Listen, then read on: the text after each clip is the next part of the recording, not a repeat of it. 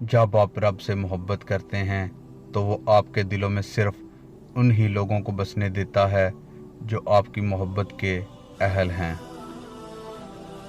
कुछ लोग इतना अच्छा सबक सिखा देते हैं कि फिर सारी ज़िंदगी किसी और से कुछ सीखने की तलब महसूस नहीं होती।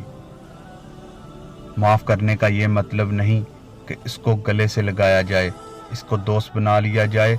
सिर्फ एक अहद करना होता है कि जो अज़ियत इसने मुझे दी वो मैंने इसको नहीं देनी। जो शख्स आपके सामने दूसरों की बुराई करता है उससे ये उम्मीद मत रखें कि वो दूसरों के सामने आपकी तारीफ करेगा। अकल घर बैठकर बादाम और काजू खाने से नहीं आती, ये बाहर के धक्के और ठोकरें खाने से और लोगों के रवैयों को समझने से आती है। जिनमें अकेले चलने के हौसले होते हैं, एक दिन उनके पीछे ही काफिले चलते हैं। लोगों की बातें पत्थरों की तरह होती हैं, इनको पीठ पर लाद लोगे तो पीठ टूट जाएगी।